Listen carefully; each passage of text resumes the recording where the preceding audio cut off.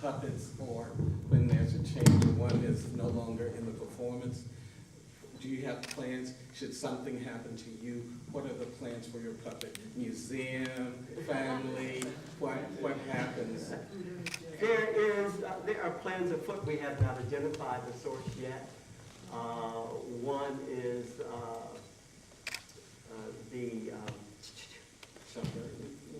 the Yale Collection of African American Arts and Letters. Okay. And then there is the, what's the museum in Pasadena? Been talking to two, but nobody has agreed. So, yeah, you got it. So, but beyond that, no, I have not trained anyone since I dissolved the company. The company was for 10 years in Chicago. I dissolved the company because after 10 years, I guess there were maybe 25 or so people that would pass through the puppet theater. You train them, they may stay 4 or 5 years, they may stay 5 or 6 years or 7 years. Some may stay 1 year and then they're gone. This is a skill you can't really take anywhere else, but people loved it while they were doing it, but when they're gone, they're gone. And then also there was a problem of, we got to the point where people that had never had a puppet in their hand in their life, within a year they're telling me how to work the puppets.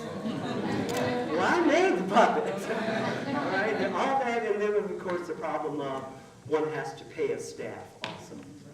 And that began to be very difficult and too. Just because I want to finish, but the two. One is, have you ever created a puppet that was physically challenged, and why is Lydia your favorite? There are many puppets, can you still hear me? Yeah. There are many puppets that are physically challenged. They are all different. They all have a different weight. They all have a different balance. They have different flexibilities, different temperaments even. The puppets that usually end up as a favorite are the ones that work easiest. Some of them you have to really just yank on to get them to really struggle with them, to get them to move the way you want them to move. Others are just as light as a feather, and they will just anything, and they'll just go right on, off and do it with no effort at all. Lydia is one of my favorites because, first of all, I fell in love with the ballerina, Arthur Mitchell's ballerina, Lydia Arbaca. I admire her artistry so much, and I created that puppet in her honor. As the puppet in the white dress that began the show, she was created in honor of Judith Jameson of Alabama Dance Team. So, how I get to another favorite puppet, it's a mystery to me.